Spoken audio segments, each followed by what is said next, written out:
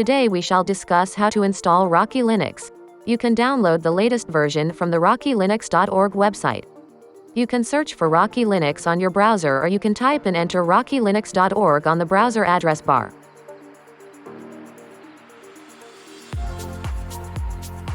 Using the download button, you can go to the ISO download page. You can select what to download from minimal, DVD, boot, torrent options. The DVD option contains complete packages, 9.2 gigabytes, included, while the minimal contains only the minimum packages you need to install the OS. I am not going to download the ISO now as I have already downloaded it. You can create a bootable pen drive for ease of use using third-party tools like Rufus, Universal USB Installer, etc. You will need a minimum 16 GB capacity pen drive since the ISO file is 9 GB of the size. Plug in the pen drive into your computer and boot from it. You will see the Install Rocky Linux 8, Test this media and Install Rocky Linux 8 troubleshooting options. You can switch through these options using up and down arrow keys. To confirm the selection, press Enter button. The first option allows you to install Rocky Linux with an installation GUI. The second option will test your installation media, and in the end, it will take you to the installation. But this testing process may take considerable time to complete. The third option contains Install Rocky Linux 8 in basic graphic mode, rescue a Rocky Linux system, run a memory test, boot from local drive, and return to the main menu. These options are helpful to install Rocky Linux if your device does not support GUI mode, or to rescue an already installed device, etc. Now we shall start the installation. Select the Install Rocky Linux 8 and press Enter button. It will start the installation process.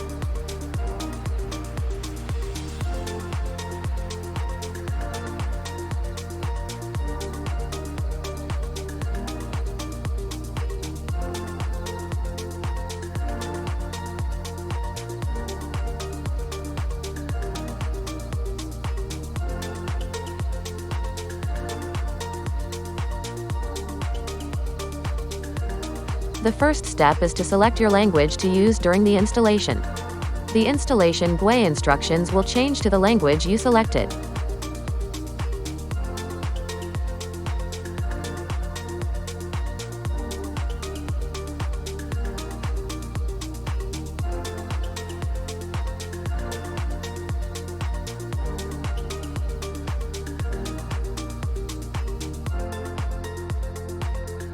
In next step, it will show you the main interface of the installation. It is divided into 4 categories, namely localization, which contains keyboard, language support, time and date from localization. Software, this category contains installation source, software selection. System category contains installation destination, KDUMP, network and host settings.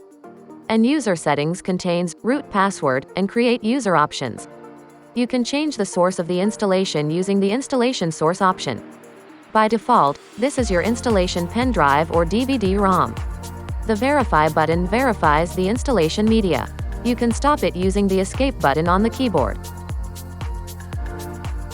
The network option is only available when you install through a network, for example when you install using a Kickstart server. Additionally, you can add repositories to add third-party repositories.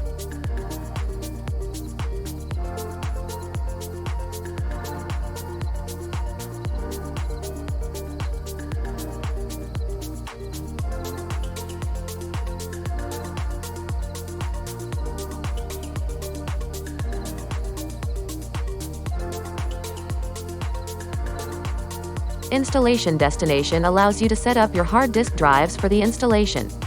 Local standard disks are listed here. You can select or deselect the listed disk for the partitioning.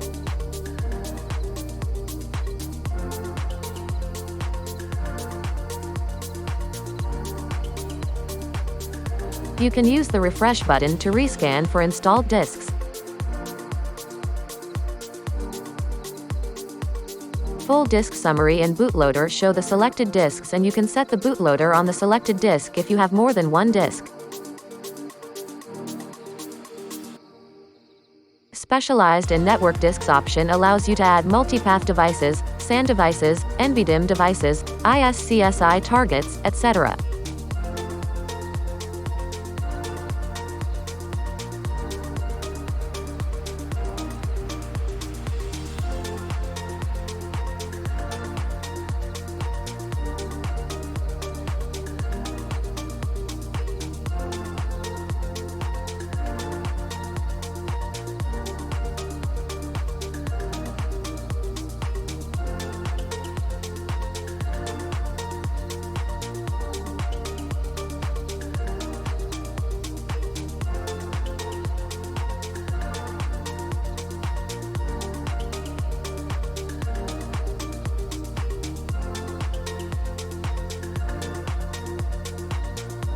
Now I am going to set up the local HDD using the custom storage configuration option.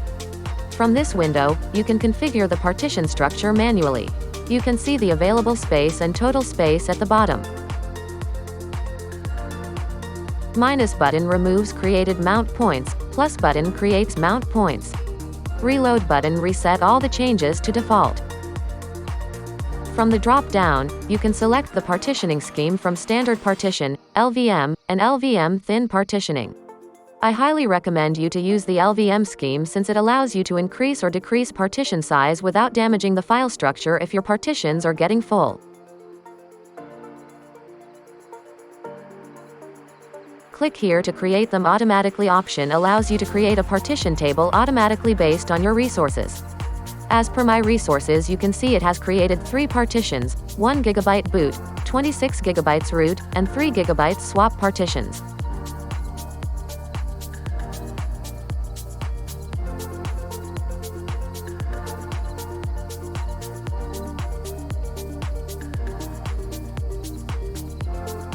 From the right panel, you can see the configurations of the selected partition. You can change these settings as you wish. The boot partition should be a standard partition since it does not require changing the size over time.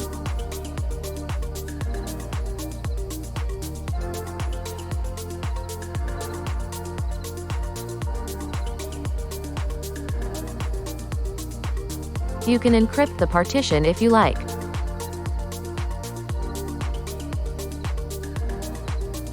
And the file system can be changed from the given system. X2 is good for boot partition since X2 does not support the journaling feature. You can add a label to the partition. You can use the Update Settings button to apply the changes. I am going to reduce the root partition size and add 2 more partitions for my testing. Change the capacity in desired capacity box.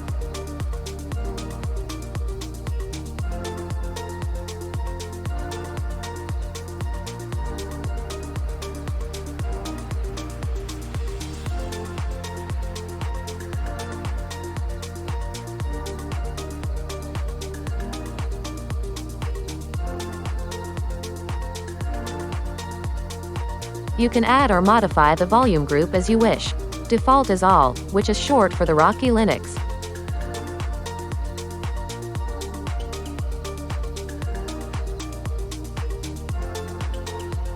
Also, you can change the RAID level if you have enough space. After saving the volume group name, other settings for the same partition were also updated.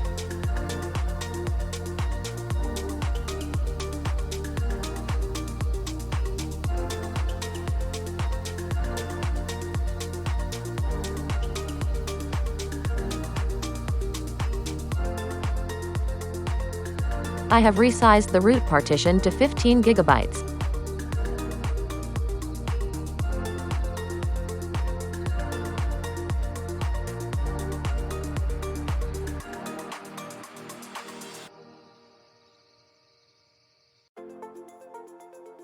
Now I am going to create the home partition. You can see the available space bottom of the page. Click on the plus button to create a new partition. Select the home mount point from the drop-down. Enter the decided capacity in the box.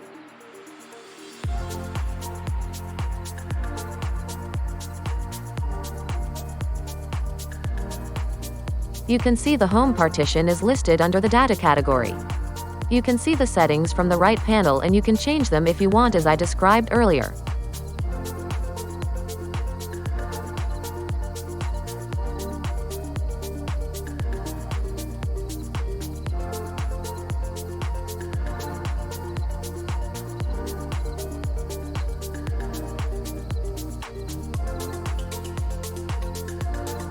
Now I am creating a var mount point. This partition is useful when hosting websites under an Apache or Nginx web server. Of course, you can use a different location for this. And I am giving all the space left for the var partition. You may see a few KB are still there, but you can ignore it. Now you can see the updated partition table.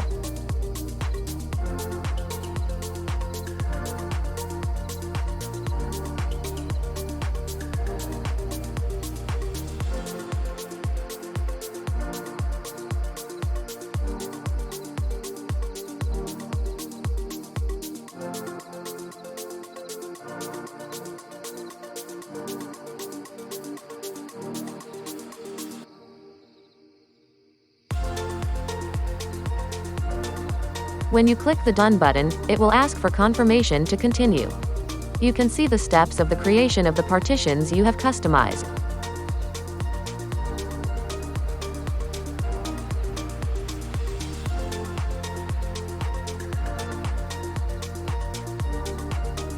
Accept Changes button to completes the partition creation task. The language support option lets you select additional language support for your installation. The software selection option can be used to select the server environment you are installing. You can select from server with GUI, server, minimal install, workstation, custom operating system, virtualization host as per your requirement. If you are familiar with the terminal and commands, you can select the minimal install, which installs the base OS, and you can install other required applications from the scratch. It does not have any GUI to interact with but the command line only, which is the most convenient way of using a Linux server. I am selecting server with GUI here for ease of presentation. Under the above-mentioned base environments, you can find additional software for the selected environment from the right panel. You can check whatever the software from the right panel, and selected software will be installed with the server installation. KDUMP is a kernel crash dumping mechanism. It will capture the information from your system in an event of a system crash, which caused crash. This requires a portion of reserving your RAM. You can allocate memory automatically or manually using the relevant radio button. I am not going to use this feature since this is a testing installation. But it may handy if you are installing this for a production environment in case of a crash and when finding the cause. You can select your city and region, time, date, and add an NTP server from the time and date configuration window.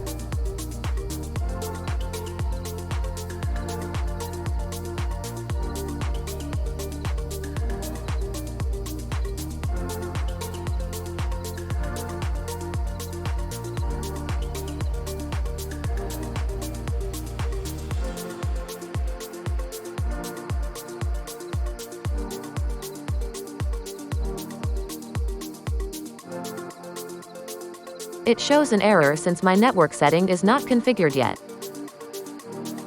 Network and hostname allows you to set up IP settings and a hostname for your server.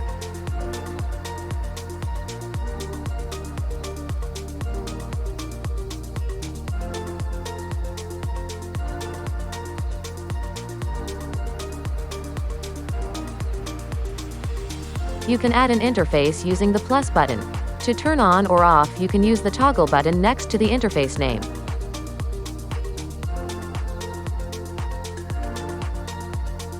Using Configure button, you can customize your network interface and related settings. You can automatically connect to the interface on startup automatically with the given priority from the General tab, or automatically connect to a VPN.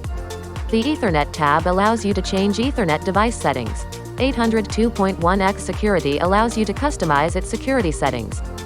Data center bridging can be changed from the DCB tab. The Proxy tab allows you to configure proxy server settings for your network. The IPv4 tab allows you to set up IPv4 settings for your device.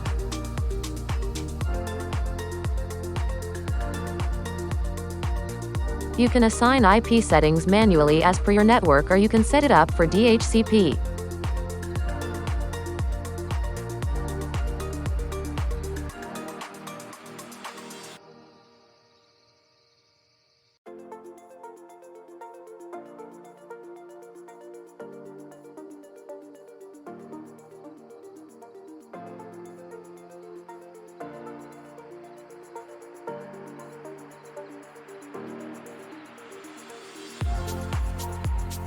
Also, DNS information can enter from here.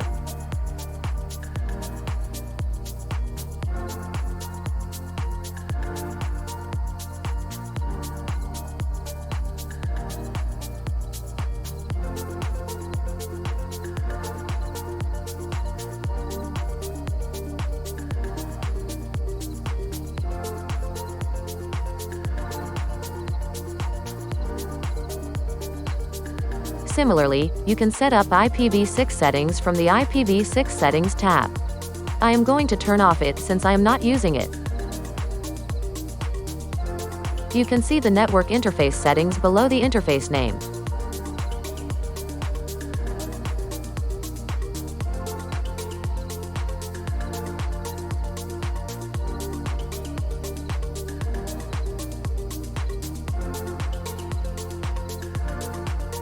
The Security Policy option allows you to configure the installed system following restrictions and recommendations, compliance policies, defined by the Security Content Automation Protocol (SCAP) standard. By default, no policies are enforced, meaning that no checks are performed during or after installation unless specifically configured. And applying a security policy is not necessary on all systems.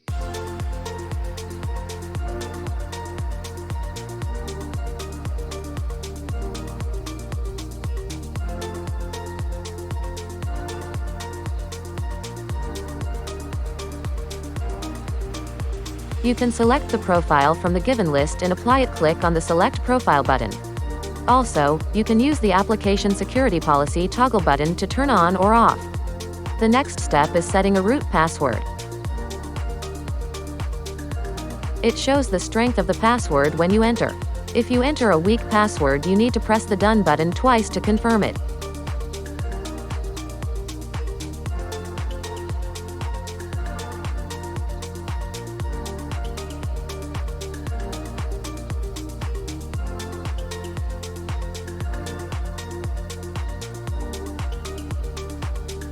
Then you can create a user from Create User option. You can enter the name, username, password here. And you can make the user an administrator. Also, you can set passwordless login from here.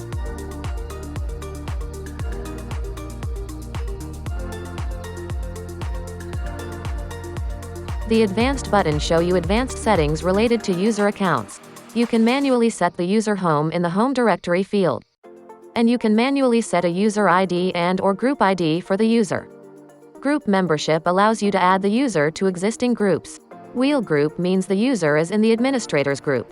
This group assigns when you check the Make this user administrator in the user creation window. And this is all for the installation customization. To apply these settings and proceed, click the Begin Installation button. The installation may take some time depending on the speed and the type of your hard disk drive.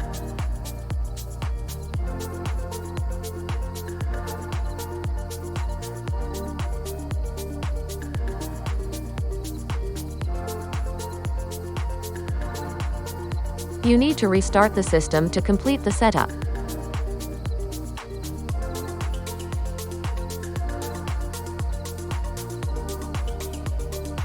When you restart, it asks for the acceptance of the license agreement.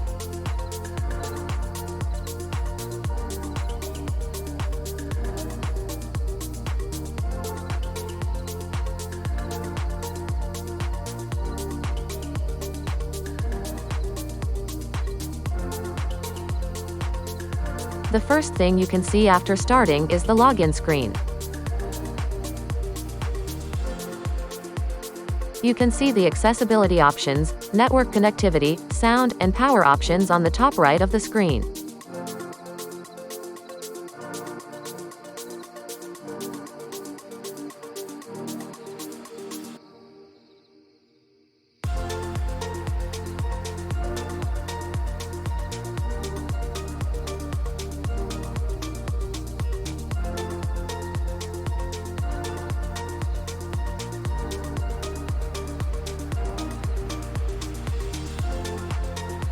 If you do not see the username, or if you want to log in as the root, you can use the not listed link to enter username and password manually.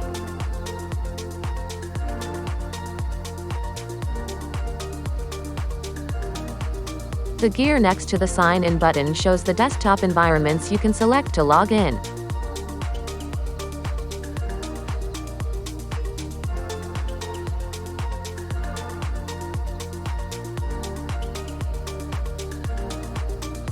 You can see the welcome screen when you log in for the first time.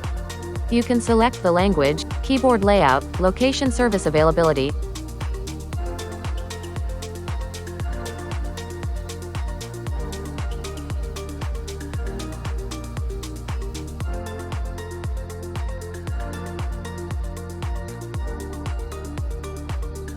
and connect your accounts to easily access emails, online calendars, contacts, documents, and photos.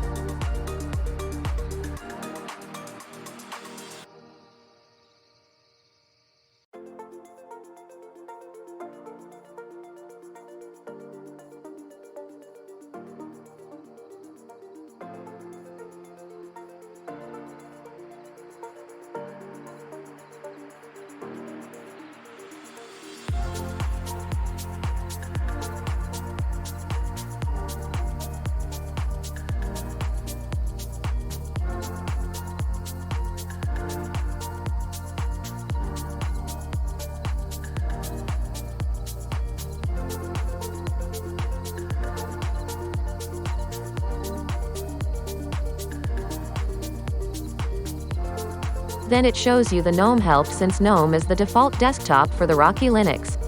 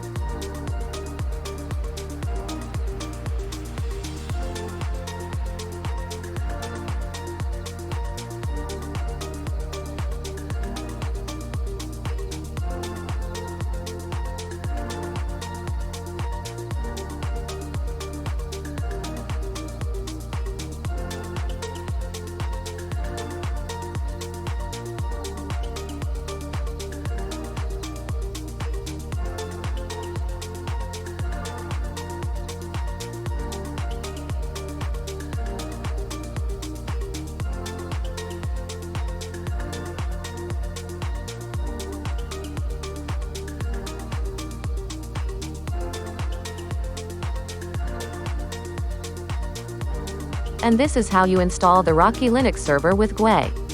We shall meet in the next video on installing an Apache web server on Rocky Linux and set up your first website. Please like the video and subscribe the channel. Thank you.